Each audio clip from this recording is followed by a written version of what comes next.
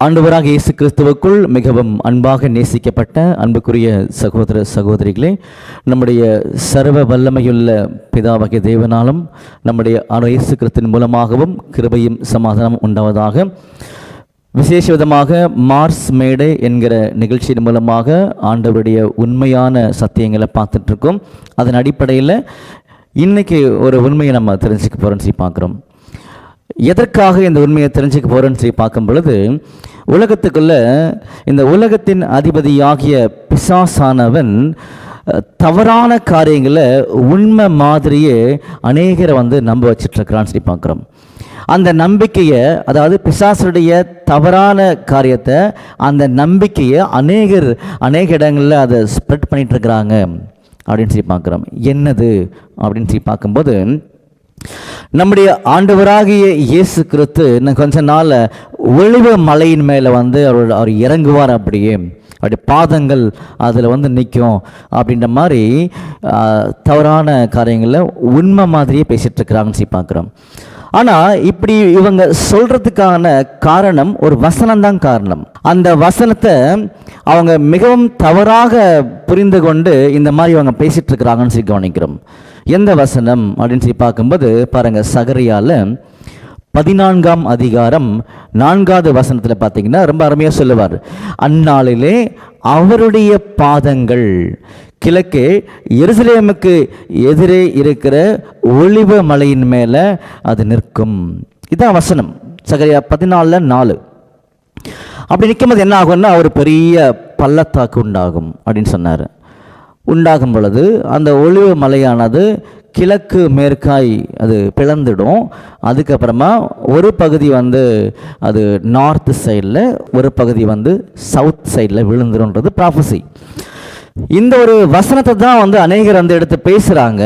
ஆண்டவர் ஒலிவ மலை மேலே இறங்குவார் அப்படின்னு சொல்லிட்டு ஜனங்களை காலங்காலமாக இந்த பிசாசர் இப்படிப்பட்ட தந்திரமான கட்டுக்கதையின் மூலமாக கட்டி வச்சிருக்கிறான்.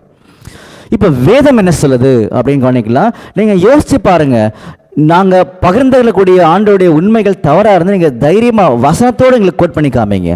அதுதான் நியாயம் என்றைக்குமே. பாருங்க, இது ஒரு தீர்க்க தரிசனம் தானே, ப்ராஃபஸி தானே. அப்போ ஒரு தீர்க்க தரிசனத்துக்கான விளக்கங்கள் எப்படியாக புரிந்து கொள்ளப்பட வேண்டும் அப்படின்ற சட்டம் பைபிளில் இருக்குது, வேதாகமத்தில் இருக்குது. அந்த சட்டத்தை முதல்ல கவனிக்கலாமா? பாருங்க, 2 பேதுருல 1வது அதிகாரம் 20-21 அந்த வசனங்களை நம்ம வாசிச்சு பார்க்கும்போது பாருங்க, வேதத்தில் உள்ள எந்த ஒரு தீர்க்க தரிசனத்துக்கும் பார்த்தீங்கன்னா சுய தோற்றமான ஒரு பொருள் இருக்காது அப்படின்னு பார்த்தீங்கன்னா அந்த வசனம் நமக்கு சட்டங்களை வெளியே காமிக்குது. காரணம் என்ன அப்படின்னு சொல்லி பார்க்கும் பொழுது, இந்த தீர்க்க தரிசனங்கள் எல்லாமே தேவனுடைய மனிதர்கள் தேவனுடைய ஆவியை பெற்றுக்கொண்டு அதன் மூலமாக எழுதிட்டாங்க அப்படின்னு சொல்ல வரும் பொழுது என்ன சொல்ல வருது அப்படின்னு சொல்லி பார்த்தீங்கன்னா, ஆங்கிலத்தில் தான் ரொம்ப தெளிவாக கொடுத்துருப்பாங்க. அந்த 2 பேதுரு 1ஆம் அதிகாரம் 20ஆம் வசனத்தை நீங்கள் ஆங்கிலத்தில் படித்து பாருங்கள். நோ ப்ராஃபஸி, எந்த ஒரு தீர்க்க தரிசனத்துக்கும் பிரைவேட் இன்டர்பிரிட்டேஷன் இருக்காது அப்படின்னு சொல்கிறார். ஒரு தனி மனிதனுடைய ஒரு சுயமான விளக்கங்கள் அதில் இருக்காதுன்னு சொல்கிறார். இதுதான் சட்டமே. அதனால தான் நம்ம 2 தீமோத்தேயு 3ஆம் அதிகாரம் 16ஆம் வசனம்லாம் வாசிக்கும் பொழுது வேத வாக்கியங்கள் எல்லாம் தேவனுடைய ஆவியினாலே எழுதப்பட்டிருக்குது அப்படின்னு சொல்லி காமிச்சார். அப்போ வேதத்தில் இருக்கக்கூடிய எல்லா தீர்க்க தரிசனமும் ஏற்கனவே தேவ ஆவியினாலே எழுதப்பட்டு முடிஞ்சிருச்சு. இனிமே என்ன மட்டும் தான் பண்ணணும் அப்படின்னா, அந்த தீர்க்க தரிசனத்துக்கான விளக்கத்தை அங்க என்ன சொல்லியிருக்குதோ அதை அங்க சொல்லப்பட்ட சட்டத்துக்கு உட்பட்டு தான் புரிந்து கொள்ள வேண்டும். அதான் சட்டம். அப்ப முதல்ல கவனிக்கும் பொழுது சுய தோற்றமான ஒரு பொருள் இல்லை அப்படின்றது கிளியர் பண்ணியாச்சு. இந்த இடத்துல வசனம் சொல்லிடுச்சு. அப்படின்னா இது அடிப்படையாக கொண்டு அந்த சகரியா 14ஆம் அதிகாரம் 4ஆம் வசனத்தில் சொல்லப்பட்ட தீர்க்க தரிசனத்தை இப்போ நம்ம அணுகும் பொழுதுதான் பிசாசனுடைய தந்திரமான உபதேசம் எந்த அளவுக்கு உலகத்துக்குள்ள அது வளர்ந்து நிற்குது அப்படின்றது நமக்கு புரிய ஆரம்பிச்சிடும். பாருங்க, சகரியால 14ஆம் அதிகாரம் 3ஆம் வசனத்தை கொஞ்சம் நம்ம நிதானிக்கலாம். பாருங்க, அங்க என்ன சொல்றாருன்னா, கர்த்தர் புறப்பட்டு யுத்த நாளிலே போராடுவது போல அந்த ஜாதிகளோடு என்ன பண்ணுவார்னா போராடுவார் சொல்லி காமிச்சார். அப்போ இந்த இடத்துல கர்த்தர் புறப்பட்டு அப்படின்னு சொல்றாரு. நல்லா கவனிச்சுக்கோங்க வசனங்களை. இஸ்ரேல் அந்த தேசத்துக்கு விரோதமாக ஒட்டுமொத்த தேசங்களும் உலக ராஜ்யங்களும் வரும் பொழுது அங்கே யுத்தம் செய்ய போகிறது கர்த்தர். அப்போ இதுவும் பார்த்தீங்கன்னா சொல்லர்த்தமான அர்த்தமும் கிடையாது. என்னன்றதை இதுக்கான நேரம் பார்க்கலாம். அப்போது இந்த மாதிரி கர்த்தர் அந்த யுத்தத்தை நடத்தும் பொழுது, அதனால தான் 4ஆம் வசனத்தில் சொன்னார், அந்நாளிலே அந்த யுத்தத்தை கர்த்தர் நடத்தும் போது அந்நாளிலே அவருடைய பாதங்கள் கிழக்கே எருசலேமுக்கு எதிராக இருக்கக்கூடிய ஒளிவு மலையின் மேல் நிற்கும் அப்படின்றது தான் ப்ராஃபஸி. சரிங்களா? இப்போ நல்லா கவனிங்க, முக்கியமான ஒரு பகுதிக்குள்ளாக உள்ள என்றாரம். இந்த ப்ராஃபஸியில், அதாவது 4ஆம் வசனத்தில் சொல்லப்பட்ட உண்மைகள் என்னன்றதை முதல்ல கண்ணுக்கு முன்னாடி நிறுத்தணும். அதுக்கப்புறமா நம்ம அதோடைய பொருளுக்குள்ள நம்ம உள்ள போகணும். சரிங்களா? பாருங்க என்னென்ன இருக்குது அப்படின்னு சொல்லி பார்க்கும் பொழுது, அவருடைய பாதங்கள் முதல்ல இருக்குதா? இருக்குது. அடுத்து என்ன இருக்குன்னா, எருசலேமுக்கு எதிரே இருக்கக்கூடிய ஒலிவ மலை, ஆலிவ் மவுண்டன் அப்படின்றது தெரிய பண்ணிட்டார். அதுக்கப்புறமா ஒரு பெரிய பள்ளத்தாக்கு அப்படின்னு சொன்னார். அதுக்கப்புறமா என் கை பாருங்க, இப்போ இதுதான் ஒலிவ மலை. அவருடைய பாதங்கள் மேலே நிற்கும் போது என்ன ஆகும் அப்படின்னு கேட்டிங்க அப்படின்னா, பாருங்க மவுண்டன் அது 2ஆ பிரியுமா, அதாவது பிளந்து போகும்னு சொன்னார் இல்லையா? எப்படி பிளந்து போகும் பாருங்க, கிழக்கு மேற்காய் பிளந்து போகும். இப்படி இருந்த மலை இப்படி பிளந்துடுச்சு, பிரிஞ்சிருச்சு. அதுக்கப்புறம் என்ன ஆகும், ஒரு பகுதி எங்க விழுந்துடுமா, ஒரு பகுதி நார்த்து வடப்பக்கத்தில் விழுந்துருச்சு, இன்னொரு பகுதி சவுத்தில் கீழே விழுந்துருச்சு. ஸோ இப்படி விழுந்துரும் அப்படின்னு சொன்னார். இதுதான் தீர்க்க தரிசனம். அப்போ இந்த மாதிரிலாம் அப்படியே நடக்குமான்னு யோசிச்சு பாருங்க. அப்போ எவ்வளவு தந்திரசாலி பிசாசன பண்ணு. இப்போ நம்முடைய ஆண்டவர் எல்லாத்தையும் தெளிவுபடுத்தி வேணாலும் கவனிச்சுக்கோங்க. இப்போ நீங்கள் என்ன பண்ணிட்டீங்கன்னா, ப்ராஃபஸியை கரெக்டாக புரிஞ்சுக்கிட்டீங்க. அதாவது அங்கே என்ன சொல்லப்பட்டிருக்கோ அதை புரிஞ்சுக்கிட்டோம், அவ்வளோதான். அப்போ அதுக்கான ஒரு உண்மை என்னன்னு இப்போ நம்ம கவனிக்க போகிறோம். நல்லா கவனிங்க. அப்போ பாதங்கள் அப்படின்றது எதை அடையாளப்படுத்தும்? அவருடைய பாதங்கள். சரிங்களா? அந்த பாதம் தான் எல்லாம் கவனிங்க. இதுதான் பாதம் வச்சுக்கோங்களேன். இந்த பாதம் எது மேலே நிற்குது? ஒலிவ மலை மேலே இப்படி நிற்குது, அவ்வளோதான். சரிங்களா? இது வரைக்கும் புரிஞ்சிச்சு இல்லையா? அப்போ பாதம் எது மேலேயாவது நிற்குது அல்லது வைக்கிறாங்க அப்படின்னா என்ன அர்த்தம் அப்படின்றது முதல்ல நமக்கு தெரியணும். தெரியும் போது தான் நமக்கு ரொம்ப ஈஸியாக உள்ளே போகலான்னு சொல்லி பார்க்குறோம். நல்ல கவனிங்க. யோசுவா எழுதின புஸ்தகத்தில் 10ஆவது அதிகாரத்தில் ஒரு சம்பவம் நடந்திருக்கும். என்ன நடந்திருக்கும் அப்படின்னு சொல்லி பார்க்கும் பொழுது, ஆயி அப்படின்னு சொல்லக்கூடிய பட்டணத்தை யோசுவாவும் அவருடைய கூட்டத்தாரும் ஜெயிச்சுட்டு அடுத்தடுத்து பிடிக்கிறதுக்கான வேலைகளில் உள்ளே இறங்குவாங்க. அந்த டைமில் இந்த செய்தியெல்லாம் கேட்பாங்க. இது யோசுவா பயங்கரமாக ஒரு யுத்த வீரர், எல்லாரையும் ஜெயிக்கிறாங்க அப்படின்னு இன்ஃபர்மேஷன்லாம் கிடைக்கும் பொழுது, புறஜாதி ராஜாக்கள் ஒரு 5 ராஜாக்கள் இருப்பாங்க. அவங்களாம் என்ன பண்ணுவாங்கன்னா, எல்லாரும் ஒன்றா சேர்ந்து யோசுவாவுக்கு எதிராக போகலான்னு சொல்லி பிளான் பண்ணி போவாங்க. அந்த டைமில் என்ன பண்ணுவார்னா, யோசுவா அவங்களெல்லாம் சிறைப்பிடிச்சிருவார். அந்த 5 ராஜாக்களையும் சிறைப்பிடிச்சிருவார். சிறைப்பிடிச்சிட்டு அந்த 5 ராஜாக்களை அவங்கள கீழே படுக்க வச்சு அவங்க அவங்களுடைய கழுத்து மேலே நீங்கள் வாங்க, யார்? யோசுவாவுடைய யுத்த மனுஷர்கள் மத்தியில் இருக்கக்கூடிய அதிபதிகளை கூப்பிடுவார். நீங்கள் வாங்க, உங்களுடைய கால்கள் அவங்களுடைய கழுத்து மேலே வைங்கன்னு சொல்லுவார். அதுதான் யோசுவா 10ஆம் அதிகாரம் 24ஆம் வசனத்தில் சொல்லப்பட்டிருக்கும். இதன் மூலமாக என்ன தெரிஞ்சுக்கிறோம் அப்படின்னு சொல்லி பார்த்தீங்க அப்படின்னா, இவங்க யாருடைய கழுத்து மேலே காலை வைக்கிறாங்களோ அவர்கள் அடிமை. அப்போ அவங்களுடைய அதிகாரங்கள் அவங்க மேலே செலுத்தப்படுது, அவங்களுடைய ஆளுகைகள் அவங்க மேலே இருக்குது அப்படின்னு தான் அர்த்தம். சரிங்களா? இதுக்கு தான் நம்ம உள்ளே வந்தோம். இப்போது இந்த யோசுவாவை தாண்டி சகரியாவுக்கு வந்துடலாம். சகரியாவில் வரும் பொழுது என் கை பார்த்துக்கோங்க, ஒலிவ மலை, இது மேலே அவருடைய பாதங்கள் நிற்குது அப்படின்னா என்ன அர்த்தம் பார்க்கும் பொழுது, பாதங்களை இப்போ தான் நம்ம பார்த்துட்டு வந்தோம், கால்களை நம்ம பார்த்துட்டு வந்தோம்.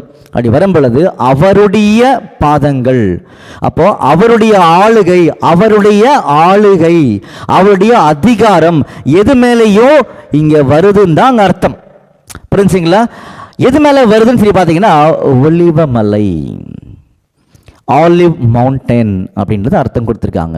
அப்போ ஏன் அங்கே ஒலிவ மலைன்னு சொல்லப்பட்டது அப்படின்ற ஒரு பொருளை இப்போ நம்ம தெரிஞ்சுக்கணும். அது தெரிஞ்சுக்கிறதுக்கு முன்னாடி இப்போ என் கை பார்த்துக்கோங்க, ஒலிவ மலையை நம்ம 2ஆக பிரித்து பார்க்கலாம். ஆலிவ் மவுண்டன், ஒலிவ மலை அப்படின்னு நம்ம எடுத்துட்டோம். அங்கே வசனம் அப்படி தான் இருக்குது. சரிங்களா? அப்போ இங்கே ஒளிவ மலை, அந்த மலை அப்படின்னா மவுண்டெயின் அப்படின்னா வேதாமத்தில் எதை குறிக்கும், பொருள்படுத்தும் அப்படின்றது நமக்கு தெரியணும் இல்லையா? உதாரணத்துக்கு ஒரு வசனம் படிக்கலாம் பாருங்க. தானியேல்ல 9வது அதிகாரத்தில் 16ஆம் வசனம் 20ஆம் வசனம் நீங்கள் படித்து பார்த்துக்கோங்க. அது என்ன சொல்லப்பட்டிருக்குன்னு சொல்லி பார்த்தீங்கன்னா, என்னுடைய பரிசுத்த பர்வதமாகிய எருசலேம் அப்படின்னு சொல்லப்பட்டிருக்கும். அப்போ ஏன் இந்த வசனத்துக்கு நான் வந்தேன் அப்படின்னு சொல்லி பார்த்தீங்கன்னா, இந்த ஒரு ராஜ்யத்தை அடையாளப்படுத்துவதற்கு மலைன்ற ஒரு விஷயத்தை பயன்படுத்துவாங்க, ஒரு வார்த்தையை பயன்படுத்துவாங்க அப்படின்றதுக்காக தான் நான் உள்ளே வந்தேன். அதனால தான் தானியேல் 9ஆம் அதிகாரம் 16ஆம் வசனம் 20ஆம் வசனத்தில் மிக தெளிவாக இருக்கும். என்னுடைய பரிசுத்த பர்வதமாகிய எருசலேம் அப்படின்னு சொல்றாரு. அப்போ இந்த இடத்துல மவுண்டெயின் அப்படின்னா எதை அடையாளப்படுத்தும்னா ஒரு ராஜ்யத்தை அடையாளப்படுத்தும், அவ்வளோதான். புரிஞ்சுங்களா? இப்போ நம்ம என்ன பண்ணலாம்னா சகரியாவுக்கு வந்துடலாம். 14ஆம் அதிகாரம் 4ஆம் வசனத்தில் கிழக்கே எருசலேமுக்கு எதிராக இருக்கக்கூடிய அவருடைய பாதங்கள் இருக்கு இல்லையா, அது எது மேலே நிற்க போதான்? ஒளிவ மலையின் மீது. அப்போ ஒளிவ மலை அப்படின்னு நம்ம பார்த்தோம். மலைனா மலை, மவுண்டைன் அப்படின்னா ராஜ்யம் அப்படின்றதுக்காக தான் நம்ம தானியேல் போயிட்டு வந்தோம். சரிங்களா? இது வரைக்கும் ஓகே ஆயிடுச்சு. அப்போ இந்த ராஜ்யத்தை அடையாளப்படுத்துறது தான் இந்த மவுண்டைன் நம்ம பார்த்தோம். ஏன் அந்த இடத்துல ஒளிவ மலைன்னு சொல்லப்பட்டிருக்கப்போ ஆலிவ் மவுண்டெயின் அப்படின்னு ஏன் சொல்லப்பட்டிருக்குது அப்படின்னு நமக்கு தெரியணும் இல்லையா? அப்போ அதற்கான அர்த்தம் பார்க்கணும். வேதாமத்தில் இந்த ஒளிவ மலையை குறித்து அல்லது ஒளிவ மரத்தை குறித்து நிறைய உண்மைகள் வேதாமத்தில் காமிக்கப்பட்டிருக்கு. அப்போ அது சம்பந்தப்பட்ட சில காரியங்களை எடுத்தோம் அப்படின்னா நமக்கு சரியாக புரிய ஆரம்பிச்சிடும். உதாரணத்துக்கு பாருங்க, ஆதியாகமத்தில் 8ஆம் அதிகாரத்தில் ஒரு முக்கியமான சம்பவம் நடந்துருச்சு. என்ன சம்பவம் சொல்லி பார்த்தீங்க அப்படின்னா, தேவனுடைய நியாயத்தீர்ப்பாகிய அந்த மலை வெள்ளம் ஃபுல்லாக நிரம்பி இருக்கும். எல்லா ஜனங்களும் அங்கே மறிச்சிடுவாங்க, நோவாவும் ஃபேமிலியும் தவிர மறிச்சிடுவாங்க. அப்போ வெள்ளம் வெளியில் இருக்கும் பொழுது நோவாக்கு இந்த நியாயத்தீர்ப்பாகிய வெள்ளம் வற்றிச்சா வற்றலையா, சமாதானம் வந்துருச்சா சமாதானம் இன்னும் வரலையா அப்படின்னு அவருக்கு தெரியல. அதனால என்ன பண்ணாருன்னா ஒரு புறாவை வெளியே அனுப்பினார். அந்த புறா என்ன பண்ணிட்டுச்சு பார்த்தீங்கன்னா, அது வெளியே போய் ஒரு ஒளிவ மரத்தின் இலையை எடுத்துட்டு வந்துருச்சு. சரிங்களா? இது எங்கே வாசிக்கலாம்னா ஆதியாகமம் 8ஆம் அதிகாரம் 16ஆம் வசனத்தில் நம்ம வாசிக்கலாம். அதனால நோவா என்ன புரிஞ்சுக்கிட்டாருன்னா, வெள்ளம் வற்றி போயிட்டு இருக்குது, ஜட்ஜ்மெண்ட் முடிஞ்சிட்டு இருக்குது, சமாதானம் வந்துட்டு இருக்குது அப்படின்னு புரிஞ்சுக்கிட்டாரா அந்த வசனத்தில். அந்த வசனம் மறுபடியும் நம்ம வாசிக்கலாமா பாருங்க. ஆதியாகமத்தில் 8ஆம் அதிகாரம் 11ஆம் வசனம். சரிங்களா? அப்போ அதனாலே நோவா பூமியின் மேல் ஜலம் குறைந்து போயிற்று என்று அறிந்தார். பார்த்தீங்களா? கரெக்டாக இருக்குல்ல? அப்போ என்ன புரிஞ்சுக்கணும் அப்படின்னா, இந்த ஒளிவ இலையின் மூலமாக சமாதானம் ஜட்ஜ்மெண்ட்டு முடிஞ்சிட்டு இருக்குது அப்படின்றத அவர் அங்கே புரிஞ்சுக்கிட்டாராம். இதெல்லாம் நீங்கள் நிதானமாக வாசித்து புரிஞ்சுக்கணும். சரிங்களா?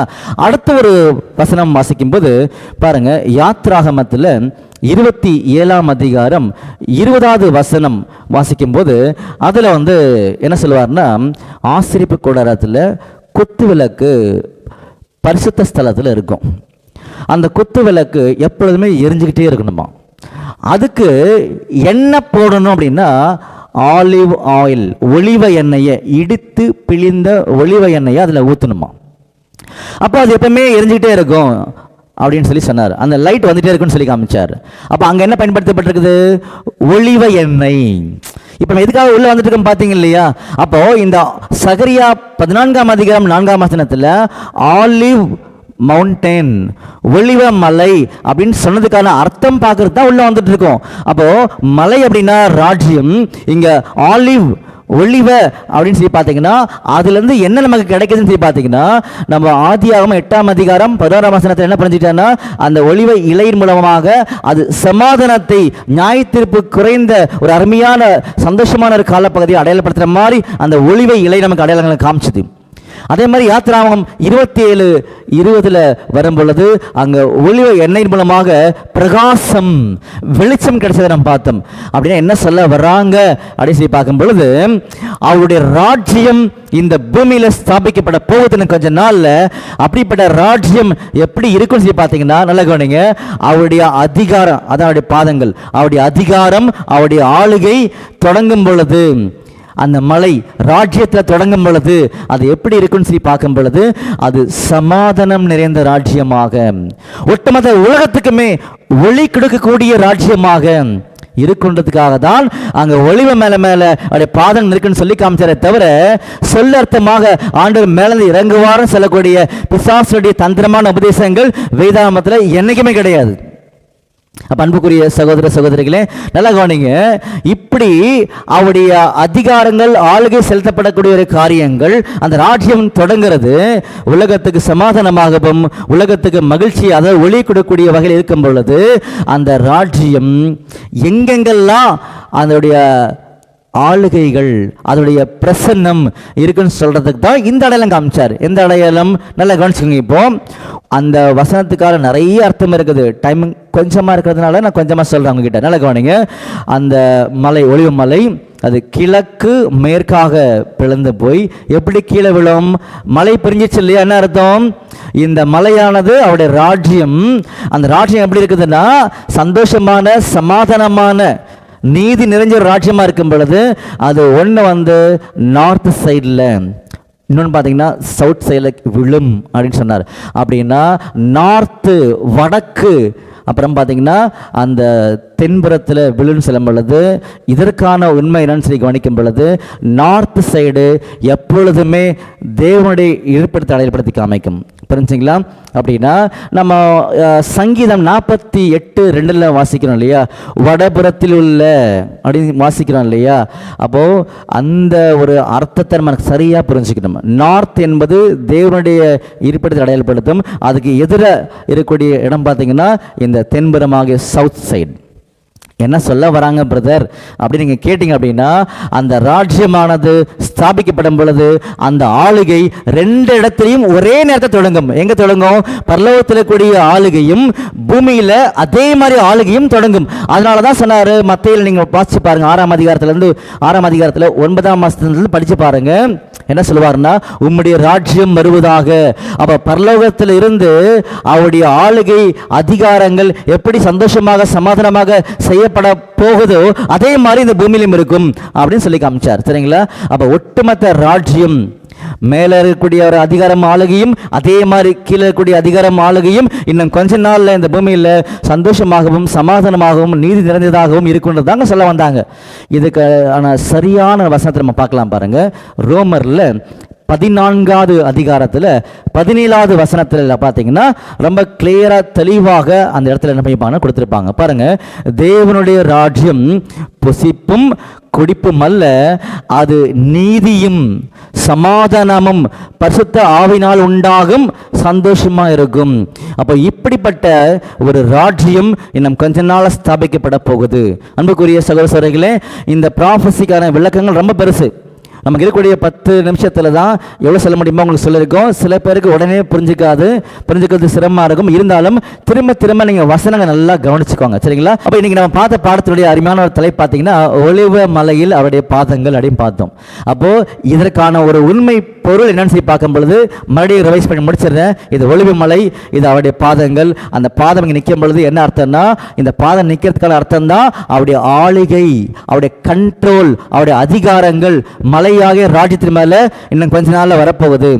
மலை, அவர் ராஜ்யம் ஸ்தாபிக்கப்பட போகுது அப்படின்னு சொன்னார். அப்படி ஸ்தாபிக்கப்படக்கூடிய ராஜ்யம் எப்படி இருக்கும்? சந்தோஷம், சமாதானம், பிரகாசம் உள்ளதாக அநேகர் விரும்பக்கூடிய ராஜ்யமா இருக்குன்னு சொல்லி காமிச்சாரு. தவிர வேற எந்த அர்த்தம் கிடையாது. ஆண்டவர் சொல் அர்த்தமாக அந்த மலையின் மீது இறங்குவார் அப்படின்ற அர்த்தம் வேதாகமத்தில் இல்லை. அன்புக்குரிய சகோதரர்களே, அப்படிப்பட்ட மகிமையான ராஜ்யத்தில், சந்தோஷமான ராஜ்யத்தில் நாம ராஜாக்களாய் சென்று சேரணும் அப்படின்னா உண்மையான தெய்வம் யாரு அப்படின்னு நம்ம தெரியணும். நம்முடைய இயேசுவினுடைய மகா மேன்மையில் புரிஞ்சு நம்முடைய ஆண்டவர் மாதிரியே வாழணும். வாழ்ந்தாதான் அந்த ராஜ்யத்தில் நம்ம ராஜாக்கள் தொடர்ந்து அப்படி வாழ தெய்வம் நாம கிருபை செய்வாராக.